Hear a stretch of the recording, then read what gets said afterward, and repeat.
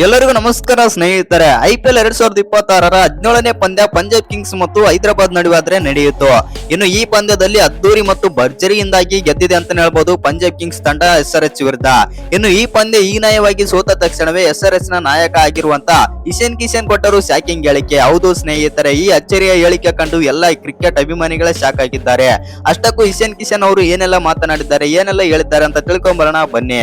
ಅದಕ್ಕಿಂತ ಮುಂಚೆ ನೀವೇನಾದ್ರೂ ಚಾನಲ್ಗೆ ಸಬ್ಸ್ಕ್ರೈಬ್ ಮಾಡ್ಕೊಳ್ಳೋದು ಹಾಗೆ ನೋಡ್ತಿದ್ರೆ ಸಬ್ಸ್ಕ್ರೈಬ್ ಮಾಡ್ಕೊಂಡು ಬೆಲ್ ಐಕನ್ ಅನ್ನ ಆಲ್ ಇಟ್ಕೊಳ್ಳಿ. ಹಾಗೆ ಮರಿದ ವಿಡಿಯೋಗೊಂದು ಲೈಕ್ ಕೊಡೋದನ್ನ ಕೂಡ ಮರಿಬೇಡಿ. ಇನ್ನು ಈ ಬಾರಿ IPL ಟಾಪ್ 4 ಯಾವ ತಂಡಗಳು ಫಿನಿಶ್ ಮಾಡಬಹುದು ಅಂತ ಕೂಡ ಕಮೆಂಟ್ ಮಾಡಿ. ಇನ್ನು ಈ ಬಾರಿ IPL 2026ರ 17ನೇ ಪಂದ್ಯ ಬಂದ್ಬಿಟ್ಟು ಪಂಜಾಬ್ ಕಿಂಗ್ಸ್ ಮತ್ತು SRH ನಡುವೆ ನಡೆಯಿತು.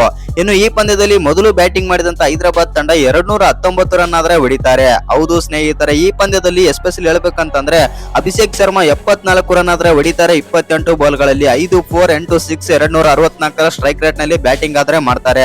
ಇನ್ನು ಇವರಿಗೆ ಸಾಥ್ ನೀಡಿದಂತ ಟ್ರಾವಿಸ್ ಹೆಡ್ ಅವರು ಕೂಡ 23 ಬಾಲ್ಗಳಲ್ಲಿ 38 ರನ್ ಆದ್ರೆ ಹೊಡಿತಾರೆ. 5-4 1-6 165ರ ಸ್ಟ್ರೈಕ್ ರೇಟ್ ನಲ್ಲಿ ಬ್ಯಾಟಿಂಗ್ ಆಡ್ತಾರೆ. ಇನ್ನು ಇವರಿಬ್ಬರನ್ನ ಬಿಡ್ತು ಅಂತಂದ್ರೆ ಇಶಾನ್ ಕಿಶನ್ 27 ರನ್ ನೋಡಿದ್ರೆ ಕ್ಲಾಸನ್ 39 ರನ್ ಆದ್ರೆ ಹೊಡಿತಾರೆ. ಆದ್ರೂ ಕೂಡ ಕ್ಲಾಸನ್ ಅವರು ಹೇಳಿಕೊಳ್ಳುವಂತ ಪ್ರದರ್ಶನ ಕೊಡ್ಲೇ ಇಲ್ಲ ಇವತ್ತಿನ ಪಂದ್ಯದಲ್ಲಿ. ಕೇವಲ 33 ಬಾಲ್ಗಳಲ್ಲಿ 39 ರನ್ ಆದ್ರೆ ಹೊಡಿತಾರೆ ಮತ್ತು ಬ್ಯಾಟಿಂಗ್ ತೋರಿಸ್ತಾರೆ ಅಂತ ಹೇಳ್ಬೋದು ಕ್ಲಾಸನ್ ಅವರು. ಇದೆಲ್ಲ ಬಿಡ್ತು ಅಂತಂದ್ರೆ ಮೊದಲು ಬ್ಯಾಟಿಂಗ್ ಮಾಡಿದಂತ ಹೈದರಾಬಾದ್ ತಂಡ 219 ರನ್ ಆದ್ರೆ ಹೊಡಿತಾರೆ ಮೊದಲು ಬ್ಯಾಟಿಂಗ್ ಮಾಡಿ.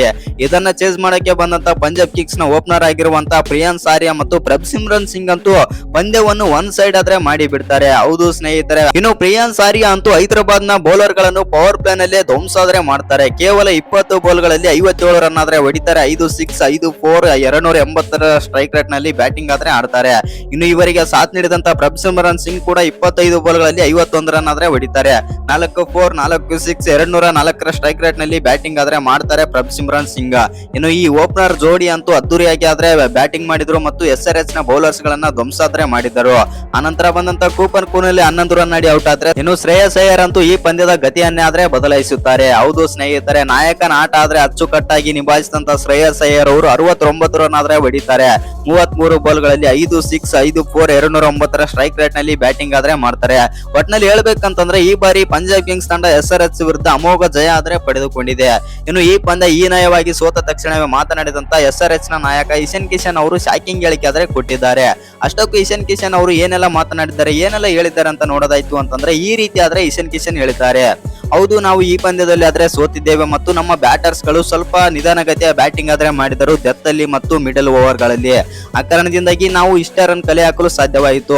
ಇನ್ನು 30 ಅಥವಾ 40 ರನ್ ಶಾರ್ಟೇಜ್ ಆದ್ರೆ ಆಯ್ತು ಮತ್ತು ಕ್ಲಾಸನ್ ಅವರು ಅಂತ ಹೇಳಿಕೊಳ್ಳುವಂತ ಬ್ಯಾಟಿಂಗ್ ಏನು ಮಾಡ್ಲಿಲ್ಲ. ಅದೇ ನನಗೆ ಬೇಜಾರಾಯಿತು. ಆದ್ರೂ ಕೂಡ ನಾವು ಒಂದೊಳ್ಳೆ ಸ್ಕೋರ್ ಏನೋ ಕೊಟ್ಟಿದ್ವಿ ಪಂಜಾಬ್ ಅವರಿಗೆ. ಆದ್ರೂ ಕೂಡ ನಮ್ಮ ಬೌಲರ್ ಗಳಂತೂ ಕಳಪೆ ಬೌಲಿಂಗ್ ಪ್ರದರ್ಶನ ಆದ್ರೆ ಕೊಡ್ತಾ ಇದ್ದಾರೆ. ಈ ಬಾರಿಯ ಈ ಸೀಸನ್ ಅಲ್ಲಿ ಬಂದ್ಬಿಟ್ಟು ನಮಗೆ ಹೇಳಿಕೊಳ್ಳುವಂತ ಬೌಲಿಂಗ್ ಪ್ರದರ್ಶನ ಯಾರು ಕೂಡ ಕೊಡ್ತಾ ಇಲ್ಲ ಮತ್ತು ಆ ಕಾರಣದಿಂದಾಗಿ ನಾವು ಈ ಪಂದ್ಯವನ್ನಾದ್ರೆ ಸೋತಿದ್ದೇವೆ. ಬೌಲಿಂಗ್ ನಲ್ಲಿ ಏನಾದ್ರೂ ಒಬ್ಬ ಅಥವಾ ಇಬ್ಬರು ಮೇನ್ ಬೌಲರ್ ಯಾರಾದ್ರೂ ಇತ್ತು ಅಂತಂದ್ರೆ ನಾವು ಈ ಪಂದ್ಯವನ್ನು ಈಸಿಯಾಗಿ ಗೆಲ್ಬಹುದಾಗಿತ್ತು.